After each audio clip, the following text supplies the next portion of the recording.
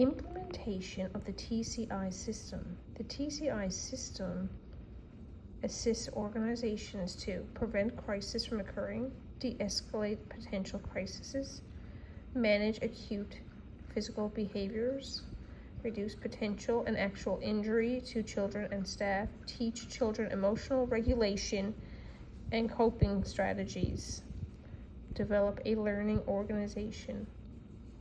Effective TCI implementation includes child and family inclusion, clinical participation, supervision and post-crisis response, training and competency standards, documentation, incident monitoring, and feedback.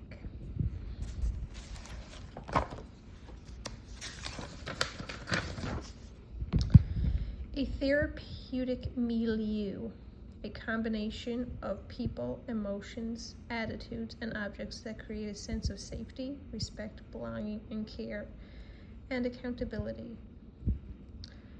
Spaces within the therapeutic milieu is SPICE, ideological, physical, cultural, social, and emotional. Setting conditions, anything that makes the challenging behavior or traumatic stress responses more or less likely to occur.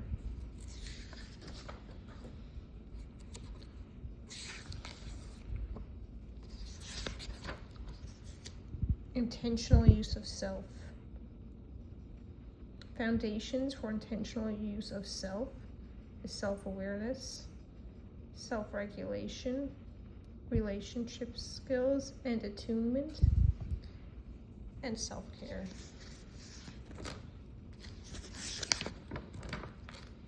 Pain-based behaviors. Behaviors that are the result of emotional and physiological pain, inability to regulate emotions, overreaction to situations, impulsive outbursts, trauma reenactment, defiance, inflexibility, running away through anger or fear, self-injury, and withdrawal. A triune brain, the thinking brain, the emotional brain, and the survival brain. Goals of a crisis intervention. Support. Provide immediate emotional and environmental support to reduce the risk and increase the child's sense of safety. Teach. Help the child and practice ways to regulate their emotional behaviors. Stress models of crisis. Baseline, triggering event, escalation, outburst, recovery. And in that peak is agitation, aggression, and violence.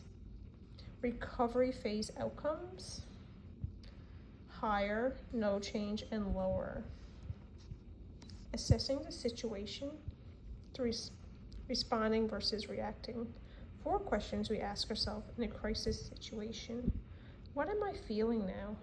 What does this child feel, need, expect, or want? How is the environment affecting the situation? How do I best respond?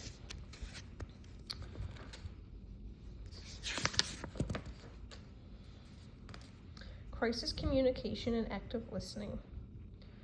Nonverbal techniques: silence, facial expression, eye contact, tone of voice.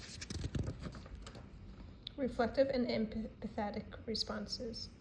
A reflective response would be like, you look upset, you seem fed up about something, you look angry. The empathetic response would be connecting with the child's experience. This is really hard for you, isn't it? It must be awful to feel like that. Are you having a tough time at the moment, aren't you? So the reflective response is connecting with the child's feeling. The empathetic response is connecting with the child's experience. Behavior support techniques. Managing the environment, prompting, carrying gesture, hurdle help, redirection and distractions, proximity, directive statements, and time away.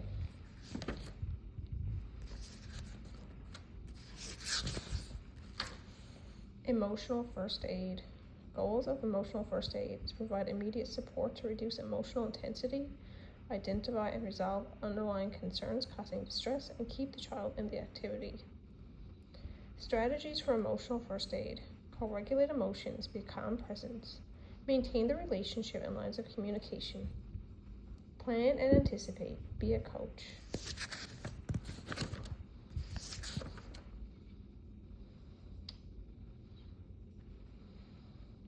The power struggle. Effects of anger. When we are at our angriest, we are the stupidest. We can avoid or end the power struggle by listening and validating feelings, managing the environment, give choices and the time to decide what to do next, dropping or changing the expectation. Nonverbal communication in crisis situations. Nonverbal messaging, eye contact, body language, personal space, height and gender, sensitivity to cultural issues. Elements of a potentially violent situation. Stress model of crisis, managing the crisis.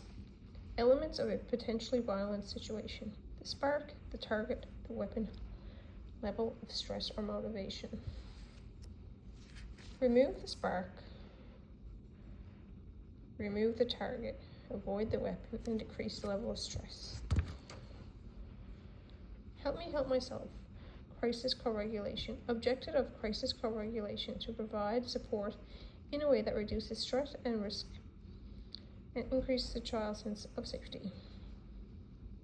Ask yourself the 4 questions and use positive self-talk.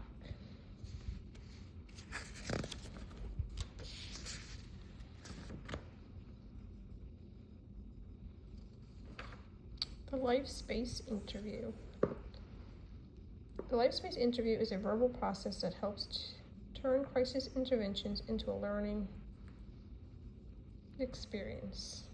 The steps of a life space interview: identify a place and time to talk, explore a child's point of view, summarize feelings and content, connect trigger to feelings